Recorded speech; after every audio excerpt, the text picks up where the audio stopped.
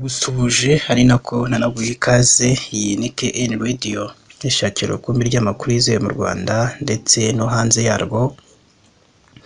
Mu karere ka Nyanza rero umurenge wa Nyagisozi, ibintu byahagaragaye ni ibintu biteye ubwoba, ni ibintu by'akasamutwe. Byabereye mu mudugudu wa Musongati. Ni inkuru yababaje abantu benshi, ni abantu benshi cyane. Umugabo rero wo muri aka karere yashatse gutema umugore we ubwo yari amubuze, ahita afata inzu yose bari barubatse cyangwa babagamo arayitwika ubwo yari ashwawe amaze kubura umugore wiwe ngo abe ari we yica. Uraza kumenya mbese umugabo kubera iki yafashe umwanzuro nk'uwo nguwo ugayitse cyangwa usebetse wo gushaka gutema umugore we yamubura agatwika inzu. Icyo ngusabye rero nyabona ni uko wadushyigikira ukareba munsi y'aya makuru yacu, urabona ijambo subscribe cyangwa se abone, utukandaho n'akazogera kaza nako gakandeho, icyo uzaba ushimangiye yuko ugiye kujya uba uwa mbere mu kubona amakuru ya KN Radio tugenda tubagezaho umunsi ku munsi.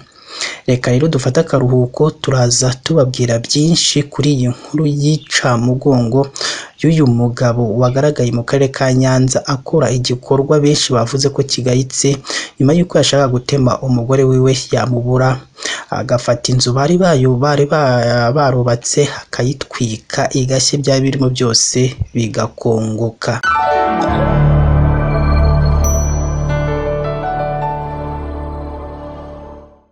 Reka nongere mbaye ikaze rero. Iyi ni KN Radio ishakira urukumbi ry'amakuru yizewe mu Rwanda ndetse no hanze y'u Rwanda.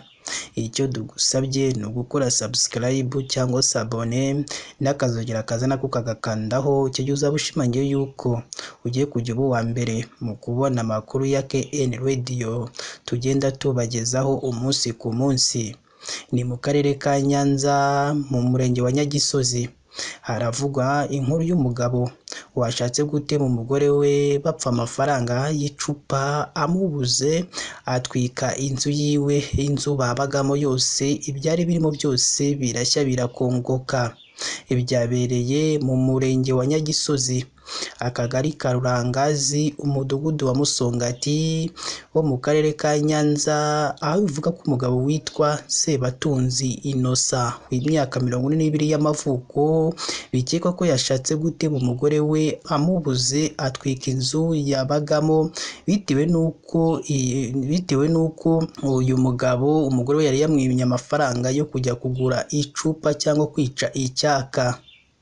Amakuru avuga ko uwo mugabo n'umugore we baguze isambu bayitangaho amafaranga make yo bumvikanye, bari bagujije mu kimina, bumvikana ko andi bazayatanga nyuma.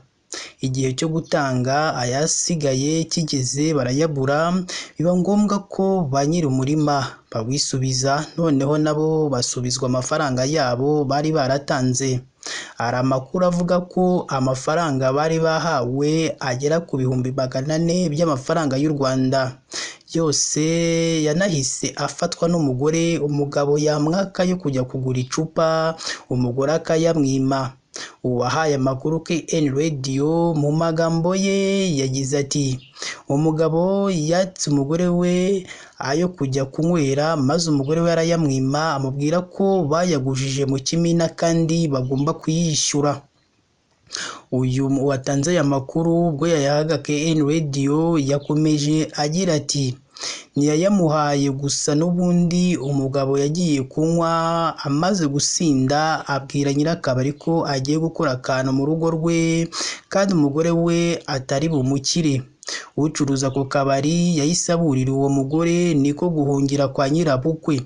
Umugabo ageze mu rugo yabuze umugore we, maze yurira inzu amenagura amategura yari asakaje, atwika imyenda y'abana, imyenda y'umugore, indangamuntu, matera, ibyangombwa by'ubutaka ndetse n'ibindi byose byari biri muri iyo nzu birashya birakongoka. Umwe mu bayobozi bo mu nzego z'ibanze muri kariya gace yavuze ko uriya mugabo yari yarasezeranye byemewe n'amategeko n'umugore we, bakaba uyu muryango bari bafitanye abana 4. Sebatunzi yafashwe ashyikirizwa urwego rw'igihugu rw'ubugenzacyaha RIB mu Rwanda, sitasiyo ya Nyagisozi mu karere ka Nyanza muri uwo murenge wa Nyagisozi, kugira ngo ibi byaha akurikira atangire akurikiranweho kuri bino byaha arimo arakekwaho. RIB rero ikaba yatangiye gukora iperereza kuri uyu mugabo Sebatunzi wafashe inzu yiwe akayitwika igashya igakongoka, ibya birimo byose bigashya. Reka rero nongere mushimire wewe wahisemo gukurikira amakuru kuri KN Radio, tukubwira ko wakoze igikorwa cyiza cyo gukora subscribe kugira ngo ujye uba uwa mbere mu kubona amakuru ya KN Radio tugenda tubagezaho umunsi ku munsi. Mugire ibihe byiza kandi Imana ijye ikomeza ibarinde.